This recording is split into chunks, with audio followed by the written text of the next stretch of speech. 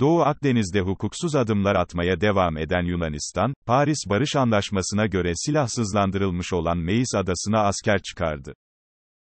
Yunanistan'ın bu hukuksuz adımına Dışişleri Bakanlığı, kaybedenin Yunanistan olacağını açıklarken, AK Parti sözcüsü Ömer Çelik, Türkiye'ye silah doğrultmak akılsızlıktır, dedi. Emekli Tümamiral Cem Gürdeniz ise Atina ve Güney Kıbrıs Rum yönetiminin 100 yıl önceki kafayla Türkiye'yi denizden işgale yeltendiğini söyledi.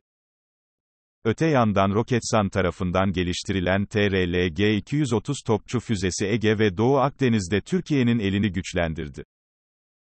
Doğu Akdeniz'de yanına Güney Kıbrıs Rum yönetimi, Mısır ve İsrail'i alarak Türkiye'yi köşeye sıkıştırmak isteyen Yunanistan'ın oyunları, Türkiye tarafından bozguna uğratıldı. Türkiye'nin Doğu Akdeniz'de attığı adımlar karşısında ne yapacağını bilemeyen Yunanistan ise psikolojik olarak üstünlük sağlamak için bazı adımlar atmaya başladı. Bir süre önce İyon Denizi'nde karasularını 12 mile çıkarma kararı alan Yunanistan, Ege Denizi'ndeki haklarının da saklı olduğunu ve burada da istediği zaman karasularını 12 mile çıkaracağını açıkladı. Yunanistan'ın bu açıklaması ortamı daha da gererken Cumhurbaşkanı Yardımcısı Fuat Oktay, meclisin daha önce almış olduğu kararı hatırlatarak, bunun bir savaş nedeni olacağını açıkladı. Doğu Akdeniz'de Türkiye'yi Anadolu'ya sıkıştırmak için hukuksuz adımlar atmaktan geri durmayan Yunanistan'ın bir diğer hukuksuz adımı ise 1947 Paris Barış Anlaşması'nı çiğneyerek Meis Adası'na asker çıkarmak oldu.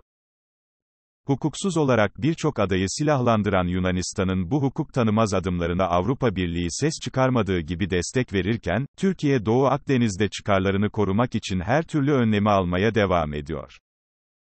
Türkiye, askeri teknolojisinin daha güçlü olması için çalışmalarını aralıksız sürdürürken, Roketsan tarafından geliştirilen TRL-G-230 topçu füzesinin test atışlarının başarıyla tamamlanması, Türkiye'nin müşterek hareket kabiliyeti açısından ulaştığı noktayı bir kez daha gözler önüne serdi. İnsansız hava araçlarının lazerle işaretlediği hedefleri başarıyla vuran TRL-G-230'un 70 kilometre etkili menzili bulunuyor. Bu durumun özellikle Doğu Akdeniz ve Ege'de Türkiye'nin elini güçlendireceğini savunan uzmanlar, bu mühimmatlar iki açıdan ciddi avantaj sağlıyor. Birincisi, dinamik ve kritik hedefleri yüksek hassasiyetle yok edebiliyor. İkinci husus ise maliyet etkinlik. Bu gibi ürünler küçük olması ve taşınabilir kara konuşlu olmaları sebebiyle, diğer platformlara kıyasla çok daha maliyeti etkin bir şekilde kullanılabiliyor, değerlendirmesinde bulundu. Dışişleri Bakanlığı Sözcüsü Hami Aksoy da Yunanistan'ın Meis Adası'na asker sevkiyatı yapmasına ilişkin, Meis Adası'nın 1947 Paris Barış Anlaşması ile silahsızlandırılmış statüde olduğunu hatırlattı.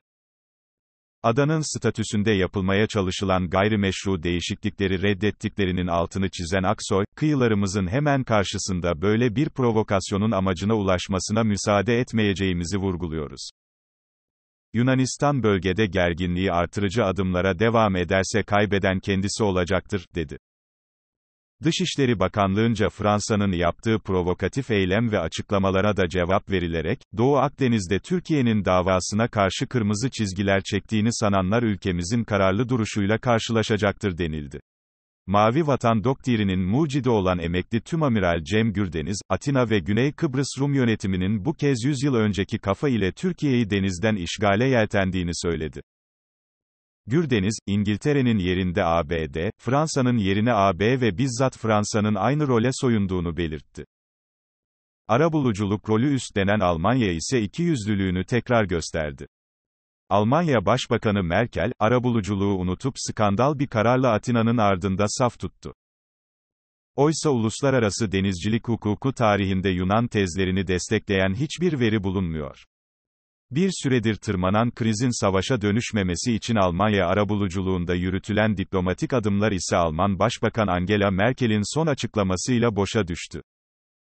Oysa Merkel'in arka çıktığı Yunanlıların, masalsı, taleplerini hem hukuk hem de coğrafi gerçekler yalanlıyor.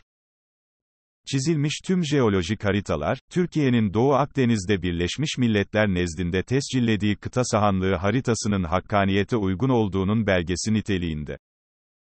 Yunanistan, Türkiye'ye 2 kilometre kendisine 580 kilometre uzaklıktaki Meis Adası üzerinden hayali rüyalar görüyor. Türk karasuları üzerinde hak iddia eden Atina 4 maddede hukuku çiğniyor.